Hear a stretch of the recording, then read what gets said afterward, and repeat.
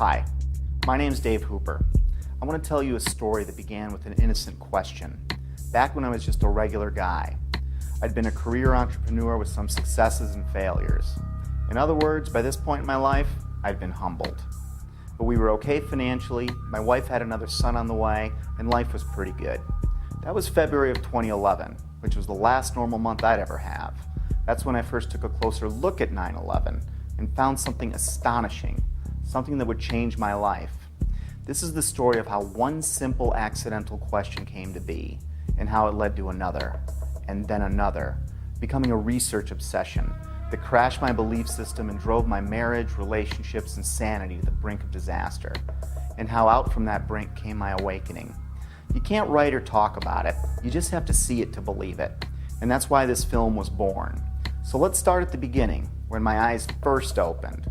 Looking into 9/11 by itself didn't bring on this spiritual awakening, but it was the first domino to fall.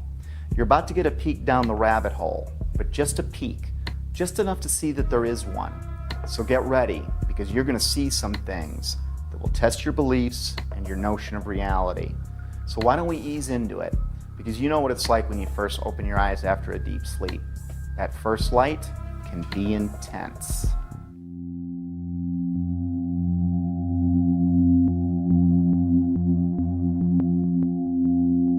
My awakening began with a simple question. It occurred as I watched a familiar clip of President Bush on the morning of 9/11. I didn't realize it then, but this question was about to change my life. Bush is sitting at Booker Elementary School in Sarasota, Florida at 9:05 a.m. when White House Chief of Staff Andrew Card whispers into the president's ear. A second plane has hit the second tower. America is under attack. That first question was, why didn't the Secret Service get him out of there immediately? They didn't know how many planes were hijacked yet or what their targets were. There were actually 8 planes that were hijacked. We had 11 reports of hijacked aircraft. There were thousands of planes still flying. As many as a dozen planes were reported hijacked at one point. And it was no secret the president was there. The school visit had been made public on September 7th, 4 days prior to 9/11. How could anyone be so sure hijackers weren't already on the way? Yet there he lingered, even after 2 more flights were confirmed hijacked, Flight 77 and Flight 93, the Pentagon and Shanksville planes respectively. Somewhere I saw a story claiming the president's camp didn't want to scare the kids at the school, and that's why he stayed, which I found hard to believe. Well-trained professionals are going to risk the balance of power in the world to spare the feelings of a few kids who routinely practice fire drills anyway? Well, I guess the answer was yes, because Bush stayed until 9:34 a.m., a full 29 minutes after it was known we were under attack. Think about that. That would have been 29 grueling minutes for everyone, especially those assigned to protect the president, wondering if some hijackers gotten ambitious, maybe changed their plans in the last few days after the school visit was made public. I guess someone high up in the president's camp must have known or thought they were safe. I mean, what else could it be? But how could anyone have known that? It had me thinking, but it wasn't a huge deal. I was more intrigued by the type of people I came across who also had similar questions about 9/11. These weren't conspiracy theorists as I pictured them. These were people in government, aviation, civil defense, architecture, science, engineering, and the military. I decided to look further. I still had no idea the impact this would have on my life. I started by refamiliarizing myself with the incident, or I should say set of incidents. Of course, we all remember the second tower being hit, but I hadn't put much thought into the other parts of that day. And soon after looking, I was reminded that there were several incredible events on 9/11. I'd put almost no thought into the particulars of that day for 10 years. But that was about to change. In chronological order, the official version goes like this. 4 planes were hijacked by 19 mostly Saudi Arabian terrorists who then flew or attempted to fly those planes into 4 U.S. buildings, World Trade Center 1, World Trade Center 2, the Pentagon, and the U.S. Capitol. 3 of them were successful. American Airlines Flight 11 hit the first tower, the North Tower, at 8:46 a.m. United Airlines Flight 175 hit the South Tower at 9:03 a.m. American Airlines Flight 77 hit the Pentagon at 9:37 a.m. At 9:59, the South Tower collapsed after burning for less than an hour. At 10:07 a.m., United Flight 93 crashed in a field in Shanksville, Pennsylvania. Then at 10:28 a.m., the North Tower collapsed. And I barely remembered that a third building at the World Trade Center, Building 7, collapsed at 5:20 p.m. to close out the day. The National Institute of Standards and Technology, more commonly known as NIST, backed up the official government version that intense fires weakened the steel and caused all three buildings to fail, including Building 7, which oddly enough was not hit by an airplane, nor was it exposed to jet fuel, which is what I thought melted the towers to get that progressive collapse started. And you had that intense heat probably weakened the structure as well. As I looked for answers, I found Shyam Sundar of NIST stating, "The buildings were not brought down by explosives. Until then, I didn't know explosives were even in the conversation. And like hearing a child claim innocence before a question is even posed, it had my eyebrow raised." World Trade Center 7 collapsed because of fires fueled by office furnishings. It did not collapse from explosives or from fuel oil fires. While researching the official government story, I saw a news flash that the 9/11 families wanted an investigation of World Trade Center 7. I was a bit surprised. Why would they be questioning the official story? That seemed a little out there, but who could be more invested than they were? So I listened to what they had to say. Our perception of what happened on September 11th is very different from the general public's perception, I'd say, for the most part. I believe that the public is still uninformed about most of the issues that are surrounding them. I just don't think the public at all knows. They want to believe. I think the truth sometimes can be frightening. There's some deep, deep explaining to do. The bottom line is that it needs to be investigated. We have to demand a new investigation. I want justice here. Nobody ever stopped to have a scientific investigation. A scientific investigation. A scientific... What did these families know that I didn't? It's obvious once you look, they've been trying to say something is wrong, and we need to look at 9/11 more closely, especially Building 7. And they weren't alone. I found an endless sea of organizations, rallies, websites, books, and films about that day, but I never really heard about any of them on the evening news. The families and many others were pointing to World Trade Center Building 7, the last one to collapse.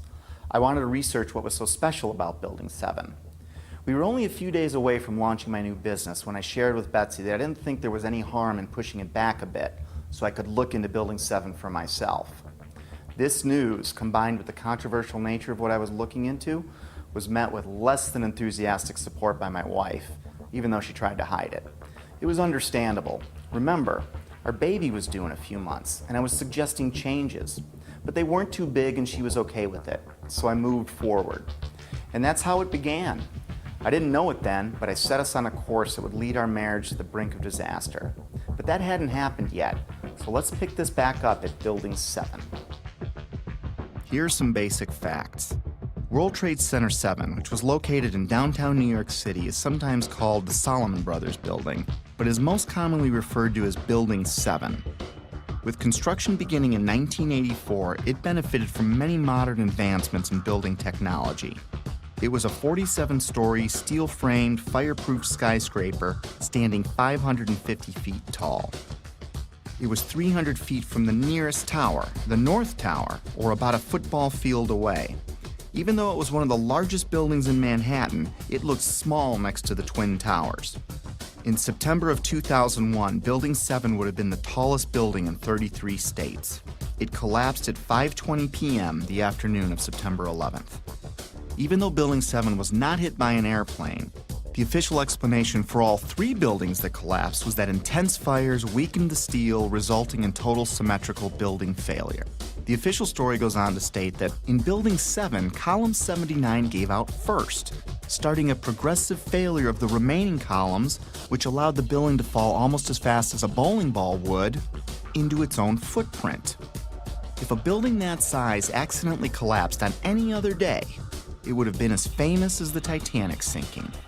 Yet according to a 2006 Zogby poll, 43% of Americans never even heard of Building 7. Building 7 housed the CIA's largest station outside of Washington, D.C. It also contained the Secret Service's biggest field office. The IRS, Department of Defense, and the SEC also occupied entire floors. The mayor's emergency management bunker was located in the building, but ironically, it wasn't used that day. The rest of the tenants were primarily banks such as Solomon Smith Barney, which occupied the top 17 floors. Many government and SEC documents for cases primarily against Wall Street banks, but also including WorldCom and Enron, were destroyed, crippling the investigation into thousands of cases. At this point, I didn't think anything was too far out of place. I'd come across a few strange things, but I wasn't thinking conspiracy or anything like that. I did, however, find it a little odd that falling debris could set off a chain of events, ultimately turning Building 7 into a pile of rubble. However, I really didn't understand the physics involved, at least not yet. But I didn't need to understand physics to find it pretty strange that the whole building would crash through itself. I've played with Legos. Tip over? Maybe. But to pile drive through itself didn't make sense. At least the Twin Towers were hit by planes, but no plane hit Building 7. Sometimes it's easier for me to tackle complex issues with simple metaphors, so I thought of a stove. Then I imagined what kind of materials would I need to add to the fire so that all 4 legs would collapse simultaneously, and I couldn't answer it. Better yet, let's say I stacked 10 stoves on top of each other, and then I welded them together to better represent any of the buildings that collapsed that day. Now I go and light, let's say, the 7th stove up on the stack.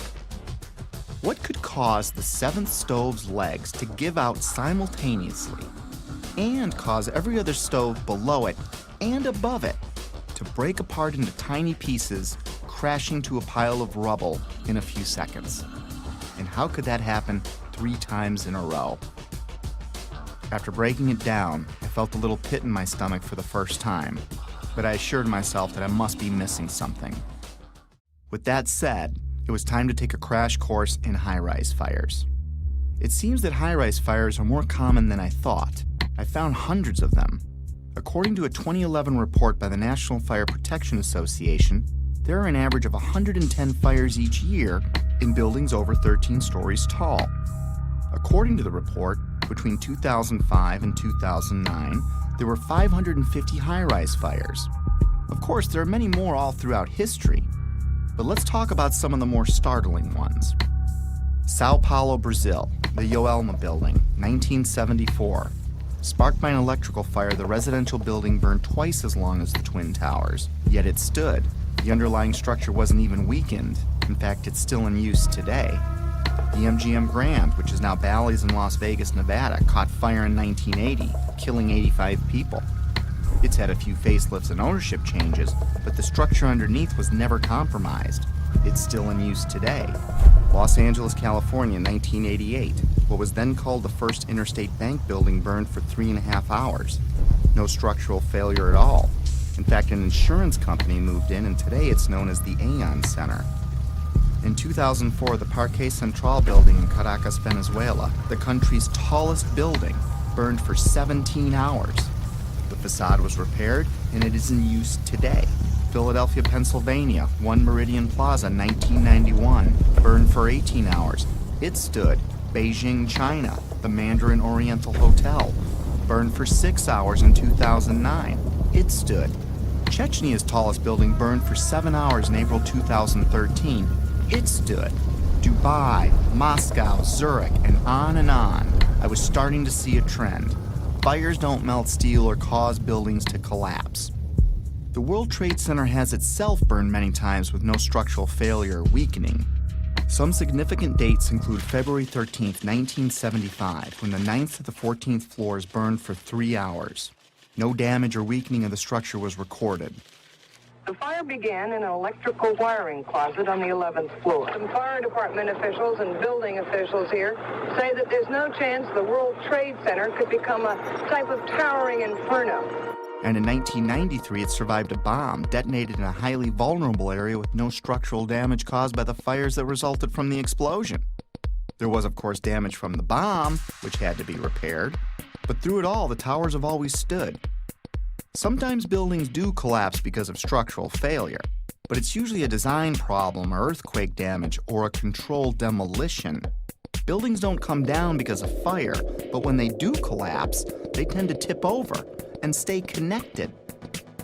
After reviewing hundreds of fires, I could find only 3 occurrences of fire bringing down a steel-framed high-rise in all of history, and all 3 were on 9/11. High-rise buildings simply do not collapse due to fire. Collapse of World Trade Center 7 was primarily due to fire. But there's a problem. Office and open-air jet fuel fires cannot melt steel. A lot of things in these kind of buildings have to be fire resistant by nature. It's required by code. So there really isn't a whole lot of fuel in there to begin with.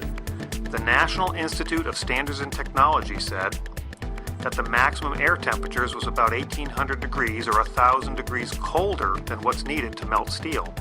And it takes a blast furnace with air blowing with blowers to try to get steel to melt. So if you have a flame at 750 degrees, you can hold that flame under a steel beam forever, and you'll never reach a high enough temperature to bend steel, let alone melt it. This would have us to believe that these was a typical office fire, scattered office fires, if you will, that brought this building down. Since the mid-60s, I've tried to follow high-rise fires, and I'm not aware of any high-rise building that have come down as a result of fires. And seeing black smoke come out the windows, that means that the fires were oxygen starved. Kerosene would have burned off very quickly.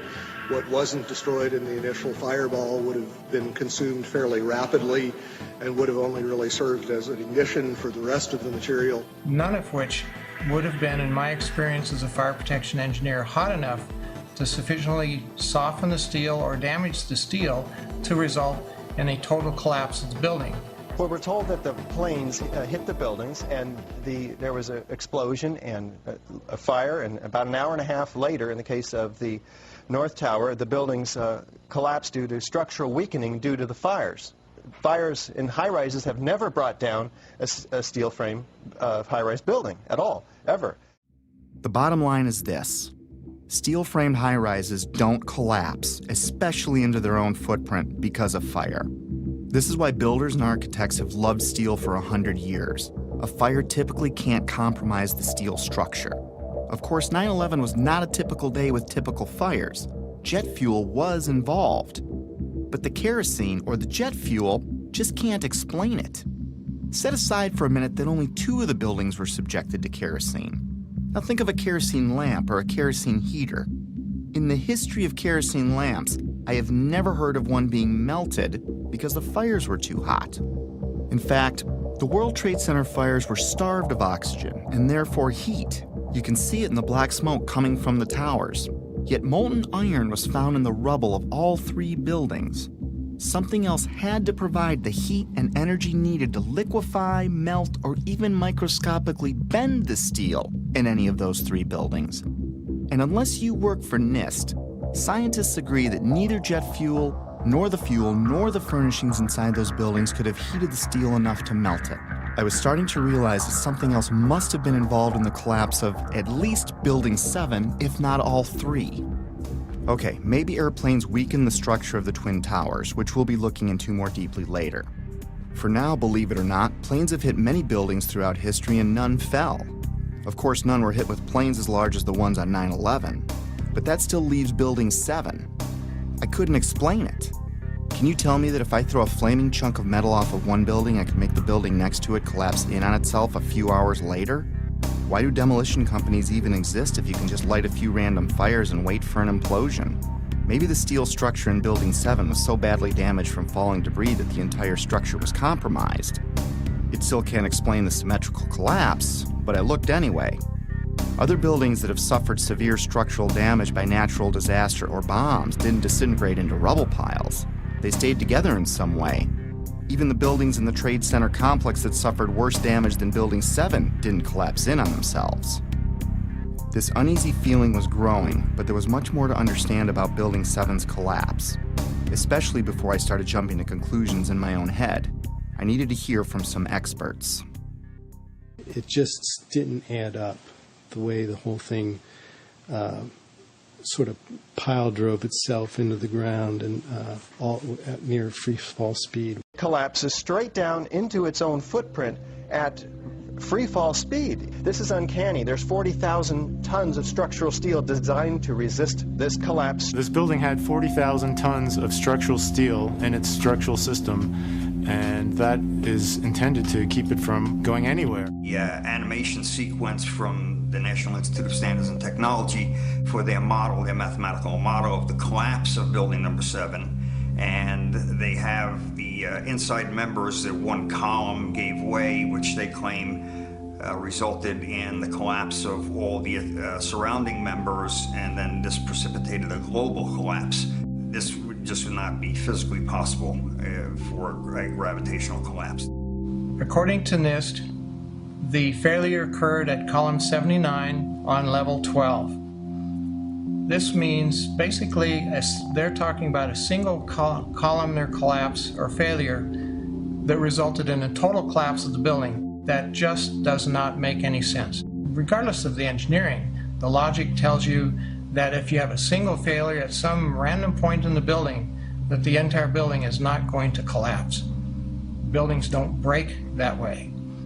The story that just a few columns can cause a synchronized global collapse, an implosion, is, well, that's just nonsense. The exterior columns on the outside as well as on the inside at the bottom would have to be severed almost at the same time. The building would want to topple over. It would want to bend over that weakened area and topple over sideways. What we saw the structures came straight down upon itself.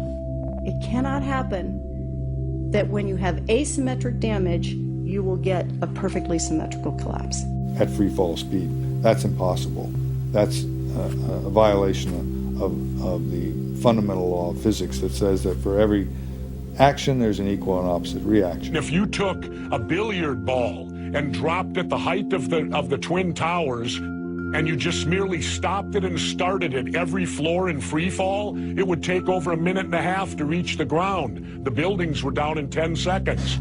Buildings just don't behave like that. If floors fall, they tend to fall and are braced by the floor directly beneath it. And there's some delay there.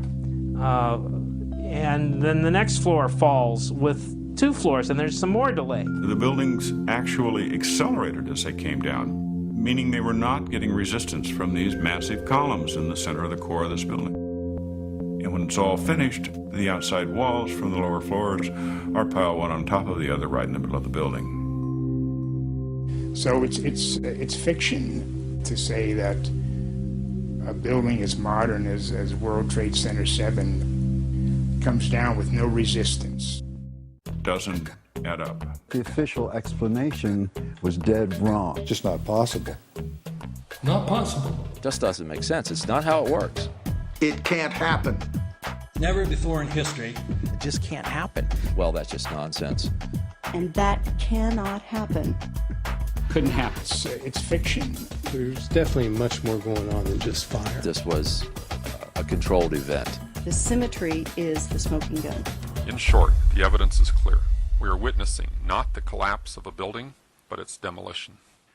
At the time, I was thinking, wait a minute. My heart was pounding, my adrenaline was flowing, and I had a knot in my stomach. You know, the collapse never looked right to me, but then again, I never really thought that it defied the laws of physics. My imagination started to run wild. Could the hijackers have wired the buildings? Maybe the government didn't want us to know how really lax their security was, and that's why they covered up this fact. Maybe it was pre-wired for some reason, but that made no sense. If it was a controlled demolition, it would explain how much of these buildings were reduced to ash. It would explain why the towers fell after burning for only an hour or so. It would explain why they imploded instead of tearing apart. It would explain why they all fell at close to free fall speed. It sure looked like a controlled demolition, in retrospect. I couldn't stop at this point. I needed to know more. Late nights, coffee, research. My life was changing before my very eyes. I had taken my very first step down the rabbit hole. Little did I know how much deeper it would go. By now I knew that fires didn't bring down the buildings. And even if fire could somehow melt steel, the buildings would not have fallen in on themselves. They would have tipped over or torn apart. I was starting to find credible people talking about controlled demolitions and the use of explosives and molten steel. My mind kept wandering, trying to imagine how all this tied together. But first, I still needed to understand more about what happened. And what we find down there is pools of molten iron. What does that mean? Several tons. Exactly. What is that doing there? The first responders see it. The structural engineers see it.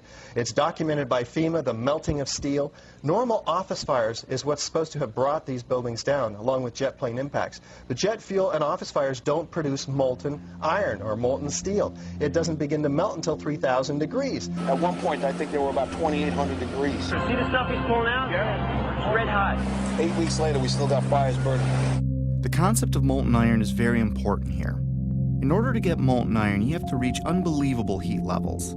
It takes much, much more energy than you could find with any combination of burning office furniture, jet fuel, or gravity. Molten iron can be an indication of the use of thermite. Thermite, thermate, and nanothermite are super hot burning substances used by the military that can cut through steel. It can supply its own oxygen so it can burn underwater. It would explain how fires burned at ground zero for 3 months even after the area was flooded. So thermite would also explain potentially the fact that the fires could not be put out at ground zero. The fires lasted for quite a while. The fires were finally put out on December 13, 2001, just over 3 months after 9/11, making it the longest burning building fire in recorded history. They burned underwater for much of that time. These fires were a big question mark.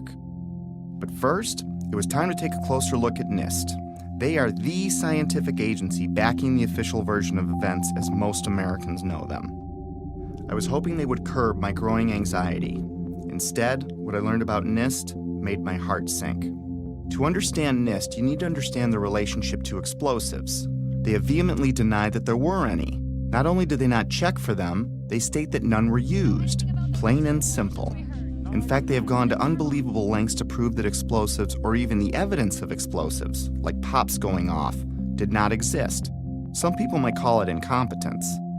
Others might call it selling your soul. NIST concedes that they found no evidence for explosives. So then we asked them, well, did you look? And they said, no, we did not look for explosives or residues of explosives. So the preconceived notion of NIST is that there's no evidence for explosives, and so there's no point in looking.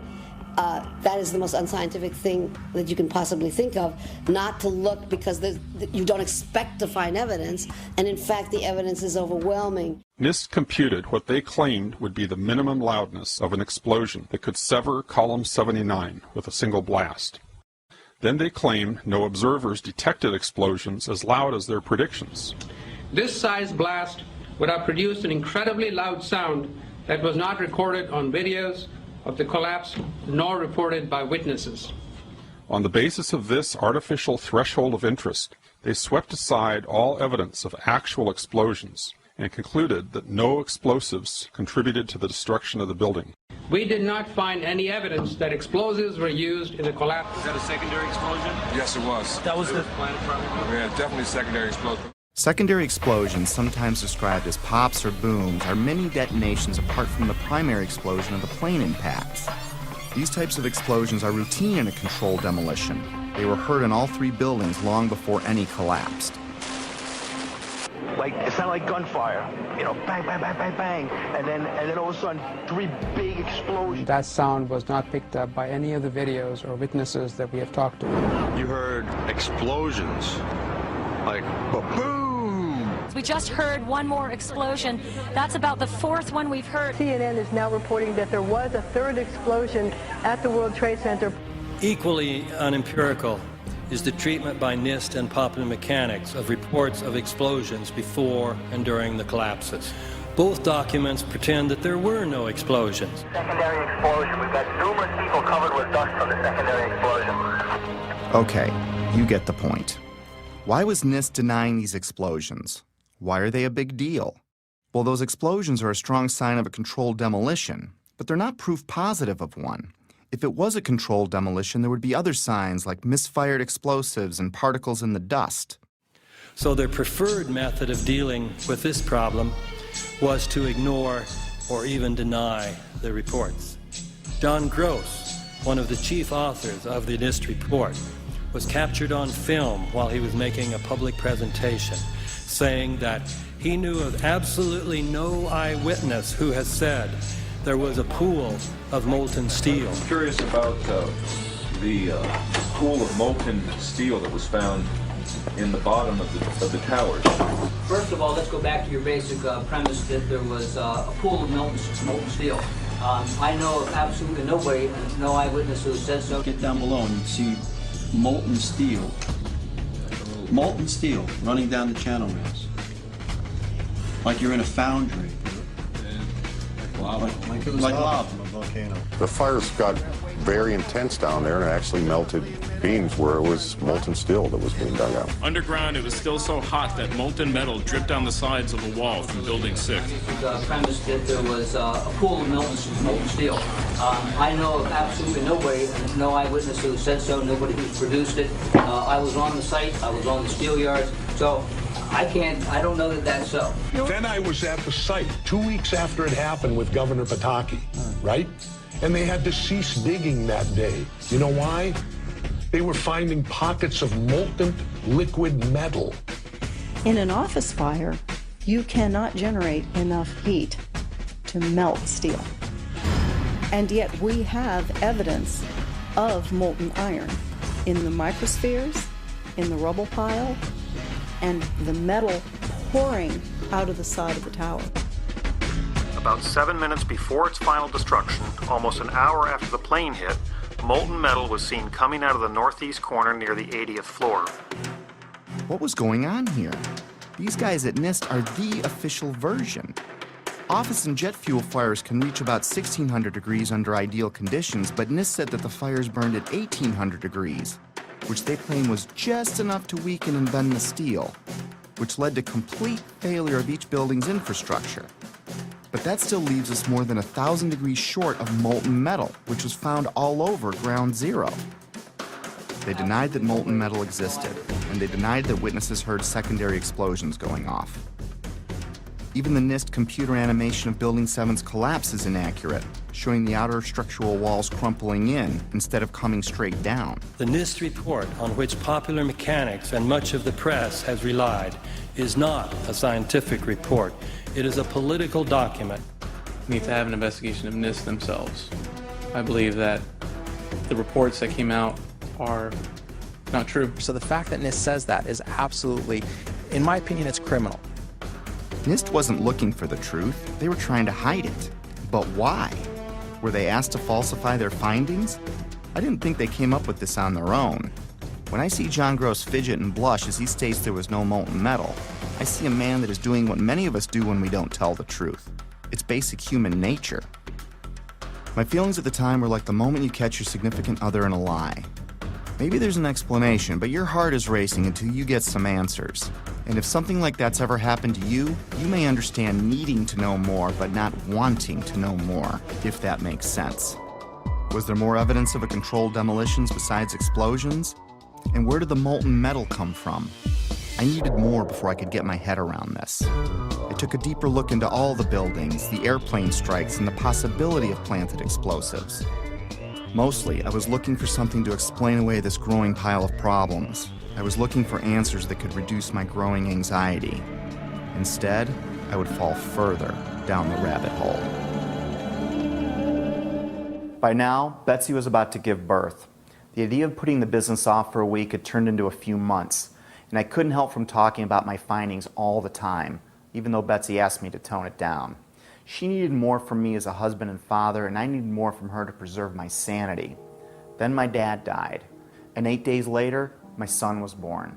I was all over the place. This prompted my first break. I was in a very strange place, grieving my dad and celebrating my son, while digesting this new information that no one wanted to discuss. What I'd been working on was no secret to my whole family, and everyone seemed pretty relieved when it looked like I was re-entering my normal life. I was enjoying the family and starting to talk about business again, which made Betsy happy. And I wasn't talking about 9/11 anymore, which made Betsy even happier. But just when things were getting back to normal, I started getting a feeling, an urge to get back into it. It kept growing and I couldn't explain why I had it. I tried to ignore it, but I couldn't. And like an addict that fell off the wagon, I was back at it like I'd never left. I still wasn't certain what brought down Building 7, but I was pretty sure it wasn't fire. And it certainly wasn't an airplane since it wasn't hit by one. Maybe a look at the Twin Towers could shed some light on this. Most skyscrapers are built on steel or concrete frames, which is a grid of columns and beams that goes all the way through the building. The World Trade Center was different. It was what engineers call a tube structure.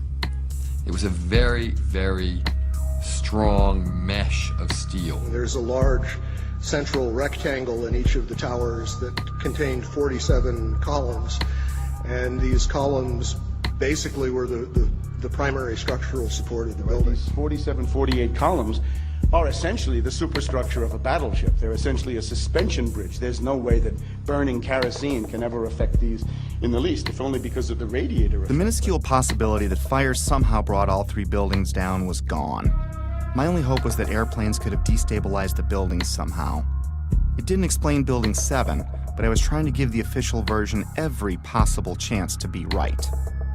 Let's look at the best documented impact that day. At 9:03 a.m., United Flight 175 hit the South Tower. The majority of the jet fuel burned off in the initial explosion, but maybe there was an explanation for the collapse in the plane impacts themselves. The first interview I came across was of Frank DiMartini, the construction manager of the World Trade Center. The building was designed to have a fully loaded 707 crash into it. That was the largest plane at the time. The building probably could sustain multiple impacts of jetliners because this structure is like the mosquito netting on your screen door. The jet plane is just a pencil puncturing that screen netting. It really does nothing to the screen netting. But the largest aircraft flying today, at least commercially, the 747, fully loaded, is on the order of 300 tons.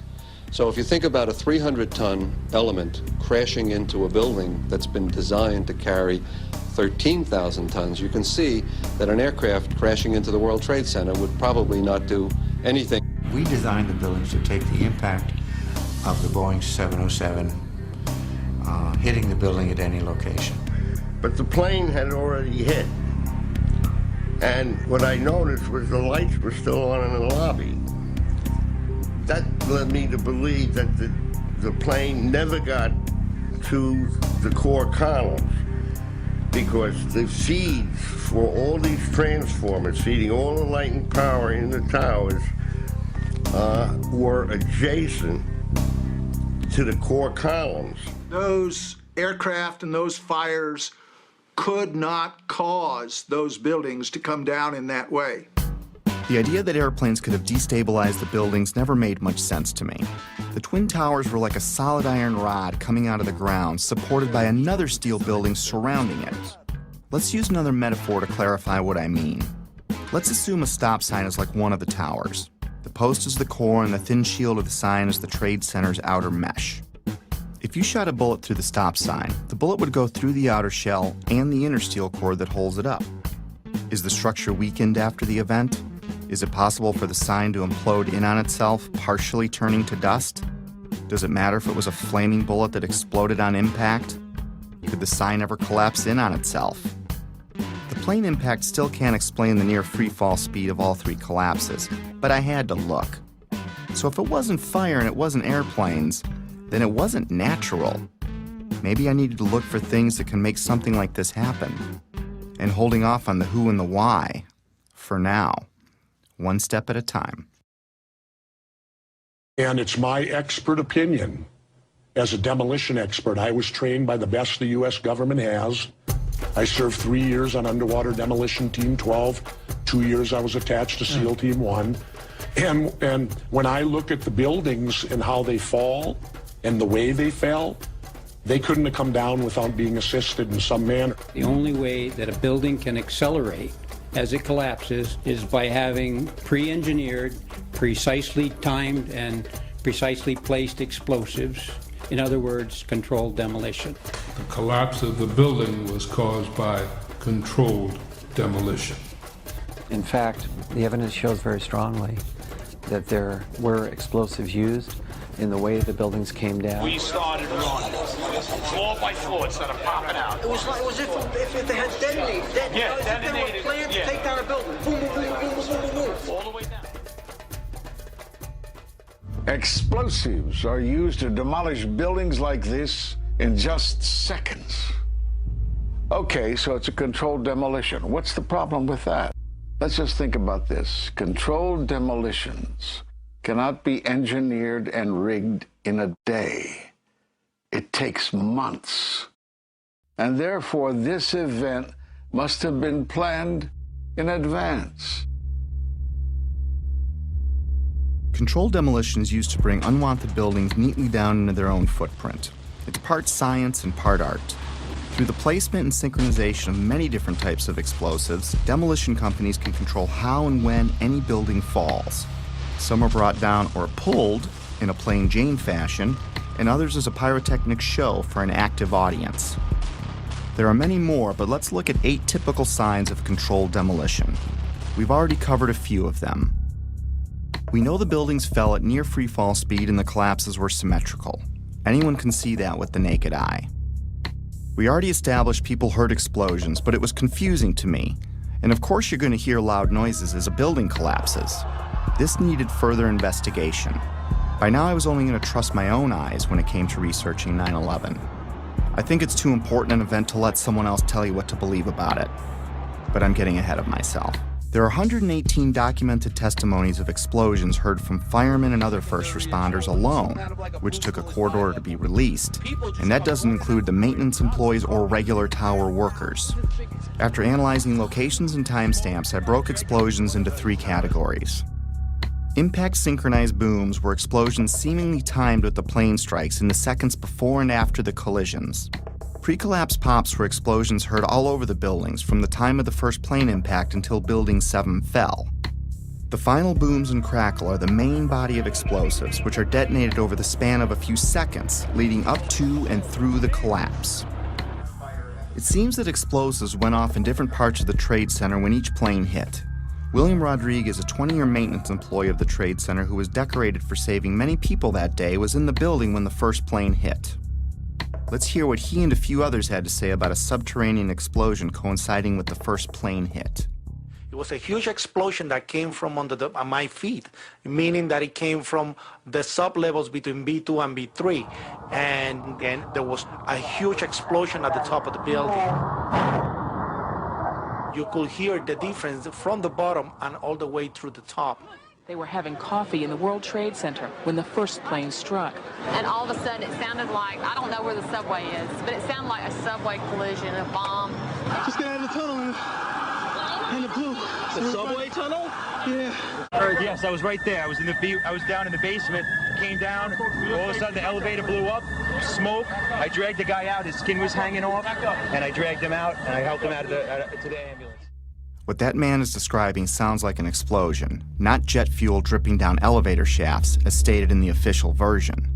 Why did so many people hear an explosion below ground? A collision above might crack or break some windows, but I didn't understand how that could tear up the lobby, especially when you consider the base of the building would have felt the least amount of vibration as the shockwave was absorbed by the 95 floors above it. Remember, these images are from before the second plane strike, meaning these images were recorded between 8:46 and 9:03 a.m. The only thing that had happened so far is a plane impact around the 95th floor of this building.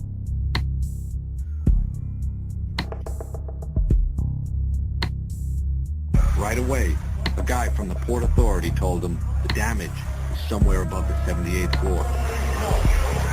But all you had to do was look around. It was obvious. Something had happened right there in the lobby. FDNY fireman John Schrader, whose engine company 10 is across the street from the Trade Center complex, arrived at the first tower hit, the North Tower, within 10 minutes of the impact. We came down, it looked like a bomb went off in the lobby. You know, it wasn't from the jet fuel. No way. The ladies that are with me were in the World Trade Center in the first building and escaped through the lobby where they report they believe there was a bomb in the lobby. The bomb hit the lobby first, and a couple of seconds in the first plane hit. I mean, I know of people that got killed in the basement. I know of people that got broken legs in the basement. People that got reconstructive surgery because the walls hit them in the face. At the time, I was actually in the subway heading towards the World Trade Center right around Franklin Street. And after the first explosion, the subway station started to fill with smoke. The subway cars started to fill with smoke, and the subways actually stopped. With so many people talking about the explosions at street level, it would make sense that early reports had the FBI and others looking into bombs at the base of the buildings. Apparently what appears to happen was that at the same time two planes hit the building, that the FBI most likely thinks that there was a car or truck packed with explosives underneath the buildings, which also exploded at the same time and brought both of them down. Reason to believe that one of the explosions at the World Trade Center may have been caused by a van that was parked in the building that may have had some type of explosive device in it. I spoke to the chief of safety for the New York City Fire Department. He received word of the possibility of a secondary device, that is another bomb going off. There was another explosion which took place. According to his theory, he thinks that there were actually devices that were planted in the building. Jenny Carr was recording a business meeting near the Trade Center at 8:46 a.m. on 9/11 when we hear the basement explosion. 9 seconds later, we can hear the first plane hitting the North Tower.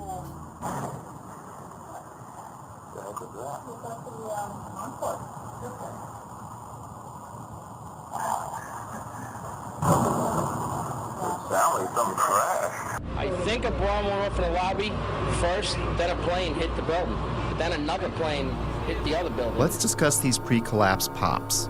From a distance, they sound like pops, but they're actually pretty powerful. Hundreds of secondary explosions were reported at various times prior to the collapse of all three buildings. In a controlled demolition, these bangs are shaped charge explosives blowing out beams before a collapse. They can be programmed to go off hours or seconds before an implosion. These were mostly reported as secondary explosions by the first responders and reporters. We've heard reports of secondary explosions after the aircraft impact. Then somebody said that they saw an airliner go into one of those towers. Then, I don't know, an hour later than that, we had that big explosion from much, much lower. I don't know what on earth caused that. Here, hold on. You want to call your mother or something? You gotta get back. Get back. All right. The final booms and crackle are like the grand finale of a fireworks show. In a controlled demolition, the vast majority of the explosives are set to go off in an ordered fashion over the span of a few seconds as the building collapses. Depending on distance, this can sound like a rumble, booms, or crackling. That feeling that there was something else, that there may have been something else that brought those buildings down. There was a lot of talk there in New York of another explosion prior to the collapse of the first building. We could hear a rumble, which was about 5 seconds long, preceding the actual collapse, and then a boom when each of those towers collapsed. In this footage, which has been slowed, you can see white smoke emanating from the ground floor before the collapse wave arrives. It's an unsteady camera, but keep in mind whoever recorded this was running for their life. It was like watching a stunt car explode before it crashes at the bottom of the cliff. In this image, recently released by a Freedom of Information Act request, police department photographer captured an explosion originating at the base of the South Tower, just before the first tower collapsed. The explosions and shockwave before Building 7's collapse were captured in different ways. We're watching the building actually because it was on fire. The bottom floors of the building were on fire, and we heard this sound that sounded like a clap of thunder. Turned around, we were shocked to see that the building was, it looked like there was a shock wave ripping through the building, and the windows all busted out. In the end, the evidence of explosions was ignored by the organizations behind the official version, like NIST, FEMA, Popular Mechanics, and the 9/11 Commission. My independent search continued. Up next, the kink in the roof. It's not necessary for there to be a kink in the roof of an imploding building, but when it does happen, it's a pretty sure indication of a controlled demolition. The roof can only kink in when the central support columns are blown out first, meaning the destruction of the building is coming from inside it, not outside. This is done by design so the building falls in on itself. The kink in Building 7 is clearly visible to the naked eye. Controlled demolitions are designed to let the top of the building fall through its inner core columns, which is typically the strongest part of any building. Watch the penthouse of Building 7 sink into the floor below it just before the collapse begins. Squibs. Squibs are the sixth indicator on our list.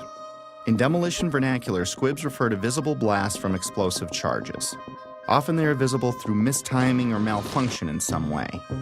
Usually they are hidden in the debris cloud. In simple terms, squibs are visual evidence of explosives. Squibs were recorded from the moment of the first plane impact through the collapse of the last tower. For me, they went unnoticed until I looked at the video more closely.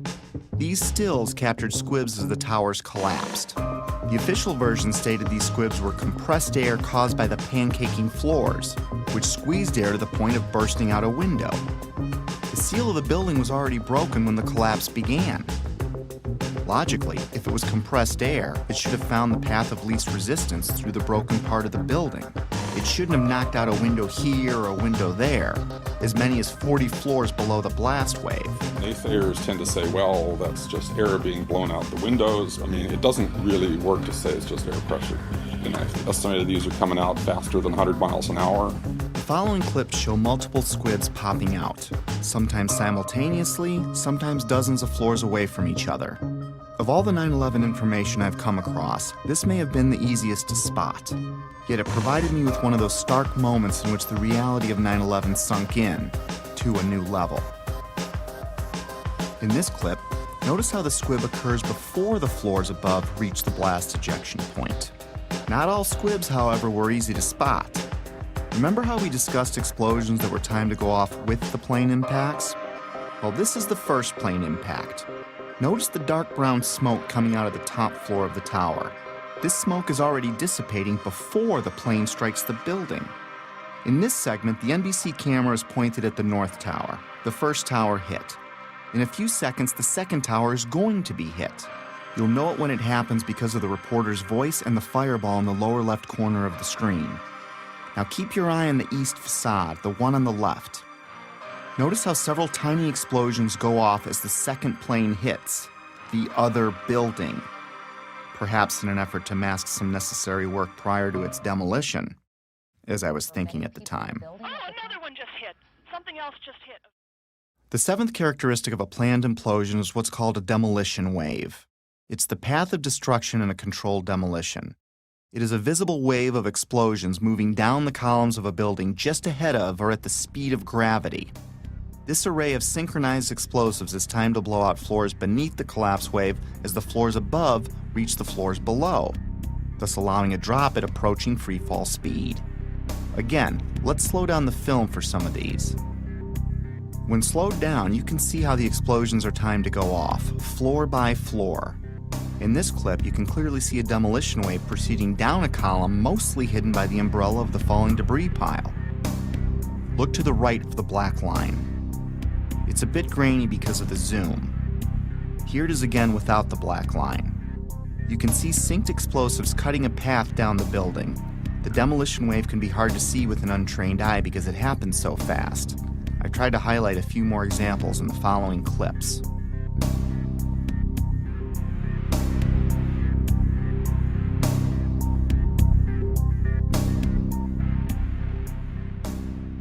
Often buildings being demolished will have a mesh around them to keep projectiles from shooting away.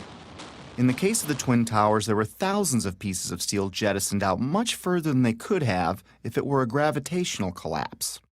Some pieces were ejected laterally over 600 feet. Some of these pieces weighed several tons. Let's listen to what a few experts had to say on the topic. Window mullions and things went up and out. That kind of stuff can't happen with just pure air pressure of floors getting sandwiched together. Large multi-ton beams were hurled hundreds of yards laterally. Gravity works vertically, not laterally. The fragments which are being, which is coming out of the tower, obviously being kicked out by an explosive action. And here it is trailing white smoke the whole time. It really is indicative of some kind of explosion. I'm no physicist, But if this was a gravitational collapse, there is no way that multi-ton beams can land 2 football fields away. I've lived in high-rises my whole life, and I've dropped things off my balcony, things like shoes and computer monitors. All they do is fall straight down. Even aerodynamic items like plates never ended up across the street. In some of these clips, you can see projectiles actually propelled upward, forming an arc. If this were a gravitational collapse, pieces could not be shot upward. And consider the pieces we see. The small pieces weigh a few pounds and the biggest pieces weigh several tons. In this clip, a multi-ton steel box column had so much lateral force that it pierced the building across the street. To give you an idea of its size, here you can see a construction worker standing at the base of the box column being installed. If I can't chuck a shoe more than 150 feet from the 50th floor of my building, how much force do you need to get a multi-ton steel girder to triple that? I could pretty much rule out a gravitational or progressive collapse with the physical dynamics I'd seen with my own eyes. And I found it ironic that the only part left standing was the base of the building. Even though the whole building landed on it, it was the only part of the building whose columns did not become dismembered. Perhaps that says something about the difficulty in wiring the atrium of the towers. And maybe these columns at the base did what the rest of the building should have done, and that is stay together in some way. Just a personal observation I'd made at the time. Of course I've been wondering how the hijackers wired the buildings. It was the only thing that still made any sense, even if barely. But I stopped wondering how the hijackers did it when I learned what was found in the Ground Zero dust. Even though the cleanup and removal of the Ground Zero evidence began within hours of the attacks, not all of it was removed. Many different dust samples were analyzed by scientists all over the world, and what they concluded put the final nail in the coffin of the official story for me. We touched on thermite earlier, but we're going to look into it more deeply for reasons you'll soon understand. Thermite is a chemical mixture, usually of metal oxide and aluminum powder, with several variations. It's often used in fireworks, underwater welding, and military weapons. It can also be used to cut steel beams. When thermite is detonated, it leaves traces of itself in the debris, like perfectly round microscopic spheres of iron, and unexploded thermite itself, both of which were found in the Ground Zero dust. The fact that explosive residue was found in the dust didn't surprise me, at least not by now. I already knew in my heart it was a controlled demolition. What rocked me was the type of thermite found. You see, it was a special type of thermite called nanothermite, and it meant that the odds that the hijackers could have done this dropped to near zero. My belief system kept taking more hits, which we'll discuss in a bit. For now, though, let's have the experts walk us through the basics. In 3 different samples from 3 independent researchers, the R.J. Lee Company, the USGS, and Dr. Stephen Jones's work. All 3 separately found these microspheres. As much as 6% of the World Trade Center dust consisted of tiny, previously molten iron spheres. You cannot get a perfectly round sphere of metal from the building tearing apart. The only way you can get that is by starting with a molten liquid. Then the hydrostatic pressure will create the perfectly round sphere as it solidifies. So what produced all that molten iron? Well, it has in it the chemical evidence of a special incendiary, which is thermite, a high-tech incendiary used to cut through steel like a hot knife through butter. These spheres have iron, aluminum, fluorine, manganese, very unusual elements associated only with thermite. And there's small chips of unignited thermite as well. In the dust, we found what we characterize as unreacted thermitic material in the shape of some very tiny red-gray chips. We captured the residue after the material had been heated. The red-gray chips, as we ignite them, produce spheres that have iron and aluminum, just like we see in the dust in abundance. And the composition was very, very similar. And that led to the conclusion of the paper, which was, we've got some form of thermite in these red-gray chips. What I can confirm also is that these chips, the red layer is thermitic. It does produce molten iron. I've heard this argument that somehow perhaps someone seeded these samples with nanothermite. There have been some that have argued that these red-gray chips could be paint of some form. I've also heard the argument that perhaps the falling buildings just generated this nanothermite. Well, no. So it wasn't, the red-gray chips are not the primer paint that was used on the WTC steel. These chips are not naturally occurring. They are not going to form because some materials fall down in a building and touch each other and get compressed together. That's just not what this material is.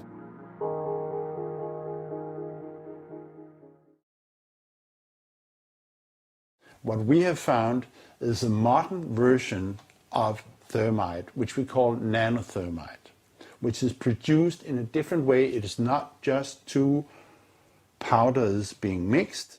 First of all, the iron oxide grains are uniform and approximately 100 nanometers across. That's very tiny, much smaller than a human hair.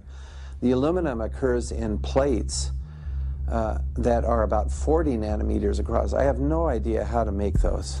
I mean, this is a high-tech material, and it's embedded in a carbon-rich matrix with order. These red-gray materials have very orderly sheets containing aluminum. This is a material that is made up of nano-sized particles that are all very uniform, very symmetrical. The aluminum appears in thin platelets about 40 nanometers thick. It is the small size of the particles involved in this material that allow us to characterize it as nanothermite. These really are sophisticated materials and probably only developed in a laboratory. This is very high-tech thermite, nanothermite. It's not found in a cave in Afghanistan. It's produced in very sophisticated Defense Department contracting laboratories. We compared our spike that we got with a spike from known nanothermite, which is produced at a military laboratory. Their measured energy released with known nanothermite was less than these red-gray chips. What we are dealing with, I think, in World Trade Center is modern military material which is unknown to the general public. It takes steel and it creates molten steel. So it takes beams of steel and it turns it into molten steel, and it just everything underneath just sinks into the ground like what you saw. And it is a special U.S. military grade weapon. So the military uses it for a number of different applications. Okay? It is a military grade weapon. It's not something you could make ever. I was pretty astonished at how deep this rabbit hole was getting, even though I still had no idea what I was in for. Of course, by now, I had to acknowledge this was a planned demolition, unless I wanted to lie to myself. Maybe you can explain squibs, but how do you explain explosions or the molten steel? And if you explain that, how do you explain the rate of fall or thermite in the dust? I had to face facts. No matter what my heart wanted to believe, these buildings were wired to blow, plain and simple. But it wasn't until understanding how nanothermite is made and who has it that I considered, for the first time, that someone other than the hijackers had to be involved. And as scary as it was to consider, it might even be homegrown. Hundreds of questions kept flooding in. Why would underfunded guys on the other side of the world use something so exotic as nanothermite that could easily be tracked by our intelligence services? Who would sell it or make it for them? Why risk accessing the buildings every day for months? How did Building 7 get detonated at the end of the day? If you have the means and go to the trouble of getting nanothermite and wiring the building, why let the plan rest on using box cutters to overthrow military and combat-trained airline pilots, along with dozens of passengers, as the official version states? Heck, why bother killing yourself in a plane crash at all if it wasn't needed to take the buildings down? I had no idea what I was staring at least not yet. but a few puzzle pieces had been filled in. I knew that the buildings were brought down by controlled demolition, military thermite was used, NIST was being used to sell a lie, and someone wanted us to think that planes had caused this. I kept replaying the event in my head over and over, assimilating each new piece of information as I discovered it. And like a retreating army, my line in the sand about what could have really happened kept moving further and further back and getting closer to home. But I was on a mission and I was obsessed to find out the truth. Researching late every night was disrupting my home life again, and my wife still didn't see eye to eye with me about 9/11. Back then, she still believed the official version, but she hadn't seen what I had. For a time, she even thought I was losing it. For a time, I wondered it myself, because I was coming across things I had a hard time believing. My former dismissive, conventional thinking self was fading away as my eyes continued to open, causing changes in my belief system and further destabilizing our home. It was harder than ever to drop the subject. Rifts were developing in other relationships too. I was angry at everything and everyone, from God to the government to anyone that didn't want to hear or believe what I had to say. I became a bit reclusive as I dug deeper. If the building was wired, lots of people had to get past security every day for a while. Remember when I said I lived in high-rises my whole life? Well, I worked in them too. And there is no way you can access buildings like those without the building security knowing. Lots of equipment had to be brought in. Authorization forms would need to be filled out. There would be drilling and pounding and dust in the ventilation ducts. Whoever was coming in would need a plausible reason to be there. They would need access to the elevator shafts. They would be taking incredible risks each day unless they had permission to access the guts of the building.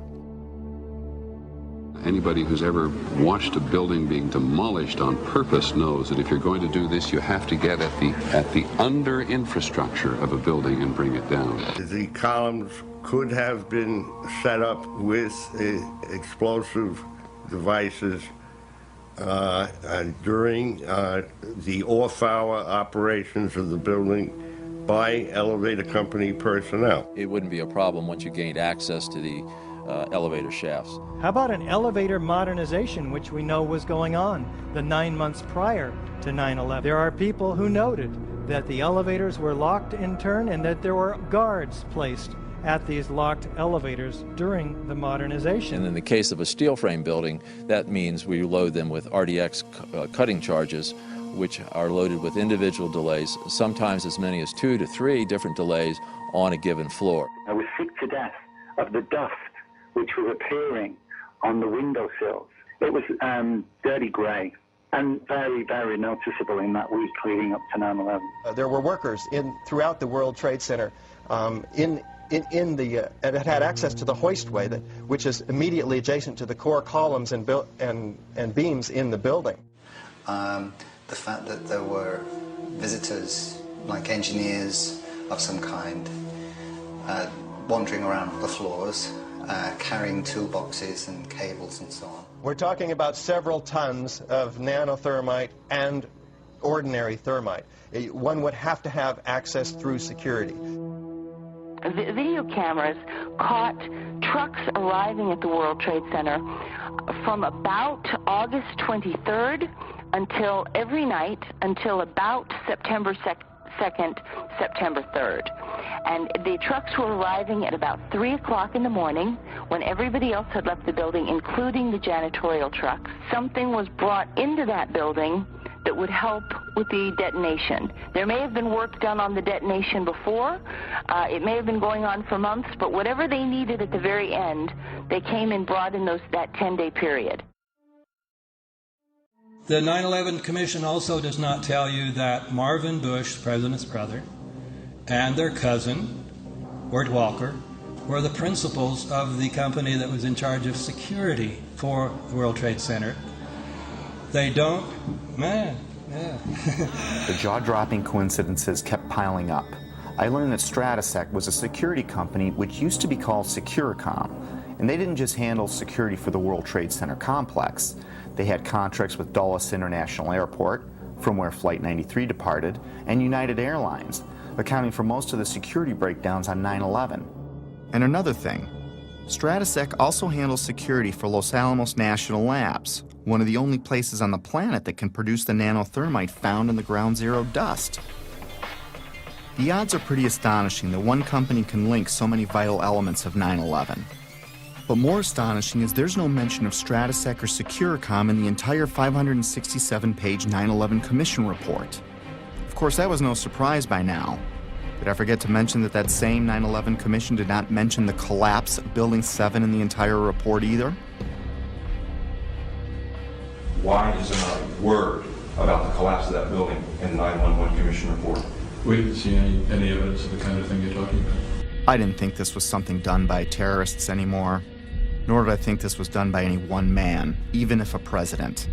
How does he get nanothermite? How does he get NORAD, the FAA, and our air defenses to look the other way? Or get access to the interior of all 3 towers? Or get 19 guys to kill themselves? Or get NIST and the 9/11 Commission to tank their investigations? Or keep the media quiet? Or keep a rival administration from exposing it? No, this seemed much bigger than even a president, and impossible for a man on the run. If someone like me with no budget or staff can find something clearly wrong with Building 7's collapse, how could an entire government commission fail to mention it in their report? Something big and strange was coming into view, seemingly coordinated and almost invisible, like 1,000 more puzzle pieces dumped out before me. I couldn't see the bigger picture yet, but I knew there was one, and it involved powerful elements of our world. This reminded me of a quote that struck me in Woodrow Wilson's book, The New Freedom. He writes, "Some of the biggest men in the United States in the field of commerce and manufacture are afraid of somebody, are afraid of something. They know that there is a power somewhere so organized, so subtle, so watchful, so interlocked, so complete, so pervasive, that they had better not speak above their breath when they speak in condemnation of it." I wondered if we were talking about the same thing, so I continued my research. I didn't even need to remind myself I was falling down the rabbit hole anymore. I was now fully expecting to see the unexpected. Remember the opening chapter, The Dog That Didn't Bark? It was a reference to a Sherlock Holmes story called Silver Blaze, in which Holmes deduces the culprit must have known the family dog, because the dog didn't bark while the crime was committed, as he normally would if a stranger were on the property. The same way the Secret Service didn't bark, by staying in the school. The same way real watchdogs like the 9/11 Commission, NIST, and the media didn't bark either. Lots of people, including politicians, the media, and emergency workers on the ground, knew Building 7 was going to come down well ahead of time, as impossible an event as that was. But even then, they said, hey, you got to stay behind this line because they're thinking about taking this building down. They're not sure if it's stable or not.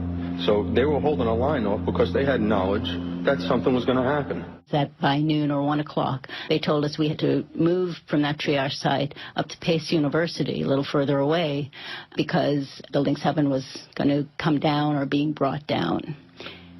Did they actually use the word brought down, and who was it that was telling you this? The fire department, and they did use the word we're going to have to bring it down.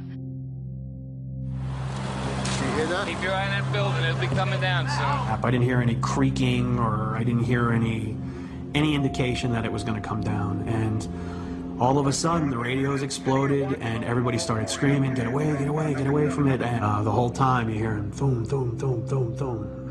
So, I think I know an explosion when I hear it. We are on the phone with New York Fire Department Lieutenant David Restuccio. Can you confirm it was number 7 that just went in? Yes, sir. And you guys knew this was coming all day? We had heard reports that the building was unstable and that it eventually would either come down on its own or it would be taken down. And we were in a building in which we were trapped for about 10-15 minutes, and we set up headquarters at 75 Barclay Street, which was right there with the police commissioner, the fire commissioner, the head of emergency management, and we were operating out of there when we were told that the World Trade Center was going to collapse.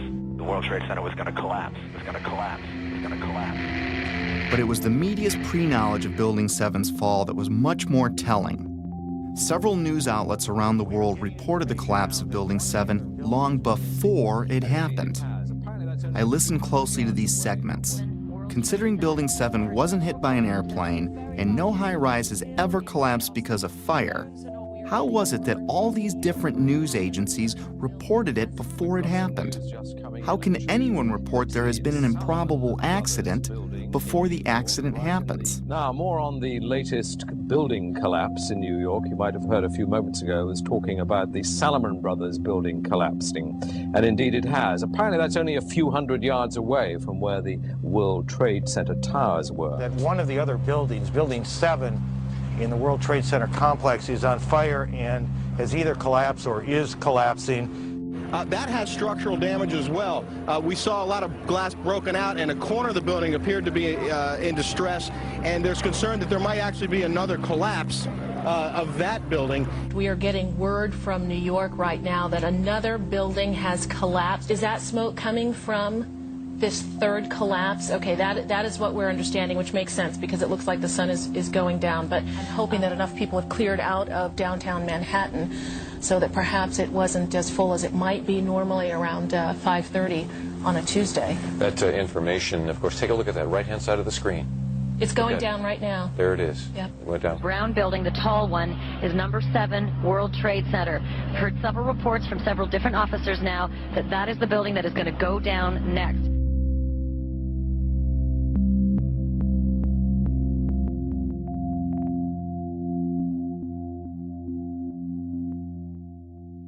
The media has played an important role in shaping the official story, even to this day. The idea that the buildings fell because of planes and fire was instilled in the public's conscience early and often on 9/11, and it started before any buildings fell. And that perhaps they're buckling under the force of the collision or the hole that's resulted from these two planes. My sense is that just one, the velocity of the plane and the fact that you have a plane filled with fuel hitting that building that burned. So structural damage, as you had suggested, probably led to this building going down. We are seeing... It was because the building had been weakened during this morning's attacks. And then I witnessed both towers collapse, one first and then the second, mostly due to structural failure because the fire was just too intense. And now we are told that there's a fire there and that building may collapse as well as you can. Pictures of airplanes flying into buildings, fires burning, huge structures collapsing, have filled us with disbelief. Metaphor time. Let's say your local TV news breaks in with a report of a car accident at the corner of Main and First Avenue because a car blew out a tire, swerved into a tanker truck, and it exploded. Now your office is at that corner, so you go out and look, but everything looks fine. You flip stations and other stations are reporting it too, using different wire services even. As you stare out the window wondering where there's another Main and First Avenue, a car drives into a parked gas truck and it explodes. Have you witnessed a miracle or a staged event? If what I was finding were mistakes in a massive ruse, then the sheer boldness and size of it alone is why I never saw it before. It reminded me of a quote often attributed to Joseph Goebbels, the minister of propaganda for Hitler's Nazi Germany, who stated that if you tell a lie big enough and keep repeating it, people will eventually come to believe it. I found a pattern of bullying, intimidation, and belittling of anyone asking valid questions, which did nothing to soften my growing anger, even though I had no idea to where or to whom it was directed. We're not buying it. Okay, you don't have to buy anything. You're American. You want to be a nut, you can be a nut. Anybody who thinks that 9/11 was carried out by the government isn't a truther. They're idiots. I'm merely saying it is wrong, blasphemous, and sinful for you to suggest, imply, or help other people come to the conclusion that the U.S. government killed 3,000 of its own citizens, because it didn't. How big a lunatic do you have to be to watch two giant airliners packed with jet fuel slam into buildings on live TV, igniting a massive inferno that burned for 2 hours, and then think, well, if you believe that was the cause? These people are idiots. They're mentally ill. They should be treated with respect. It's an insult to people who are victims of 9/11 and their families. You know what? It wasn't an inside job. We can see the planes. The planes hit the building. It wasn't a controlled demolition, and the buildings came down.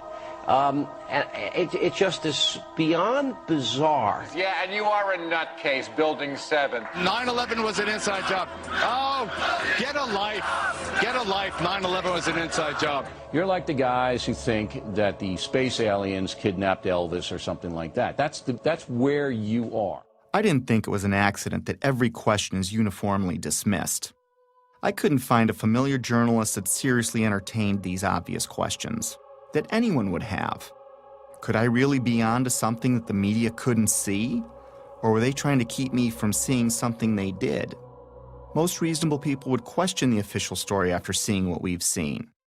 So I switched my focus to independent news sources, outside the mainstream. No, they're not well-funded, slick or glitzy. Most are just regular people or sincere journalists trying to expose the truth about something in their corner of the world. One such man was Bill Cooper. I found him early in my 9/11 research. At the time, I couldn't explain how he predicted what you're about to hear. Bill Cooper spent his life in the intelligence community.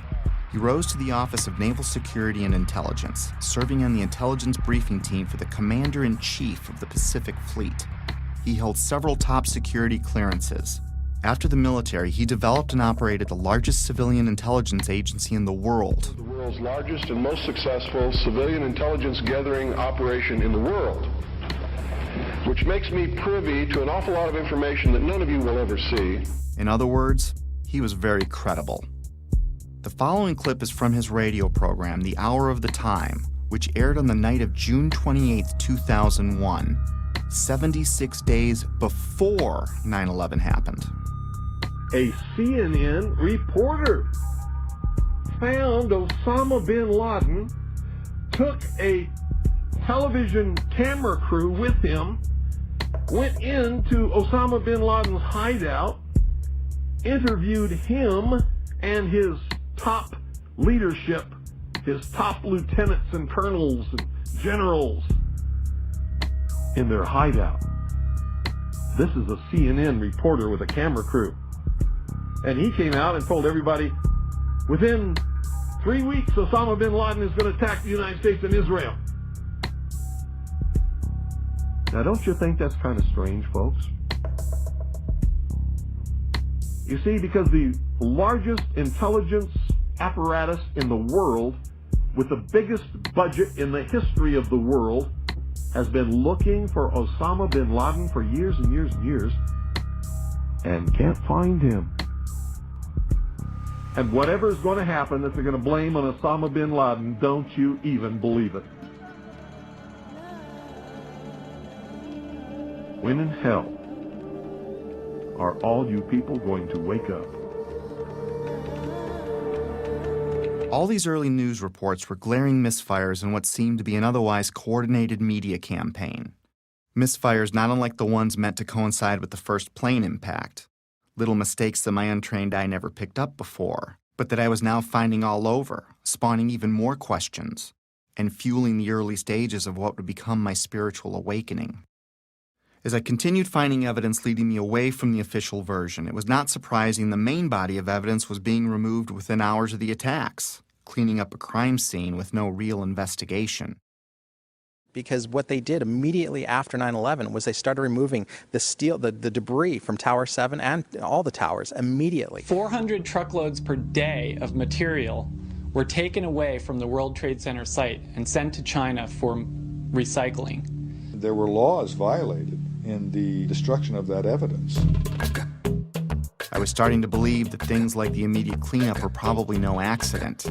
And to discover what was really happening, I'd need to find the ones behind the cleanup and the coordinated media and NIST and FEMA, the Federal Emergency Management Agency, which in another huge coincidence arrived at New York for a training exercise on Monday, September 10th, the night before 9/11, which is convenient as they oversaw the cleanup of Ground Zero.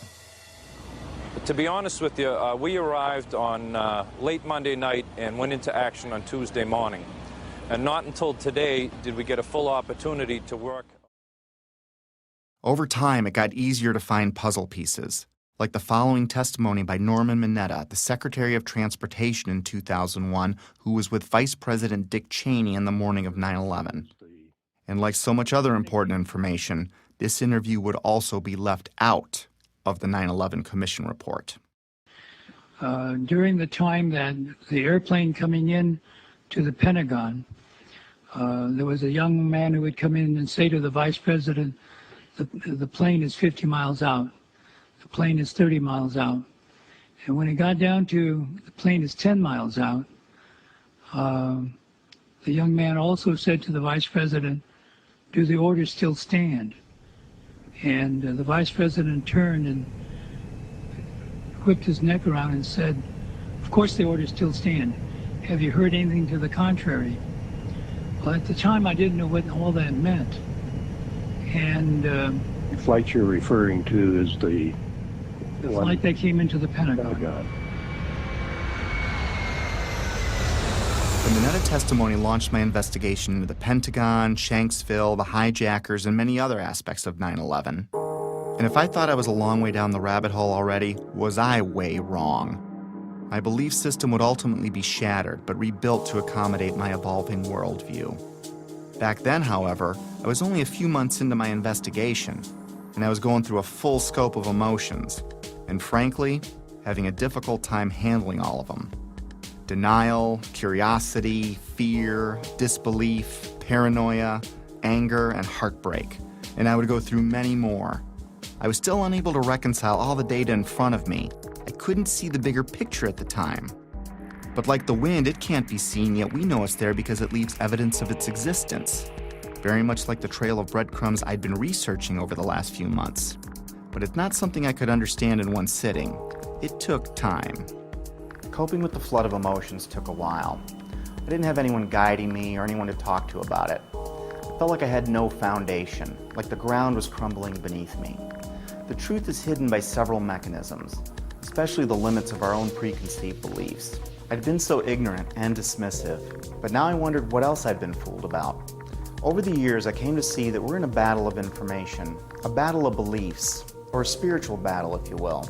I also came to believe that 9/11 is only one battle in a much larger war, a war I couldn't see yet, but one that I was well on the way to discovering. This is a lot to take in, and we all wake up at our own speed, if at all, which is why I stopped after only looking at the Trade Center portion of the attacks. There is so much more to this, but it's easier to process in smaller chunks. Betsy and I woke up at different speeds. My eyes started opening pretty quickly, but it took Betsy a few years, even though we talked about it all the time. It wasn't until she watched early versions of this movie that she began to believe me. I clearly remember the day in June of 2013 when she came voluntarily and shared her own thoughts about her own 9/11 research, something she'd never done before. And I knew by talking to her that her eyes were finally opening too. It probably saved our marriage. Getting past that stumbling block opened the door for us to reconnect. If there's a pit in your stomach, don't be overwhelmed or scared. Whatever's behind all of this has been there for a long time, and I'm sure you've lived, loved, and laughed in that time. And you still will. The shock will wear off, and what will be left is a much better understanding of how the world works, which makes the bad guys' jobs harder. Over time, the discomfort and confusion subsided, and I went back to my life, with clarity and new hope for what's ahead. Today, I'm able to laugh and be happy and look forward to the future like everyone else. I have all that, and I'm more aware of important things happening around me. So if you want to forget everything you've seen, go back to your regular life. Soon you'll forget about all of this. Our defense mechanisms work that way. But if you decide to jump down the rabbit hole, my advice is to seek your own answers, do your own research, and don't let anyone tell you what to believe about anything. Because until you see it for yourself, it'll be hard to ever understand why it's so important to know it exists.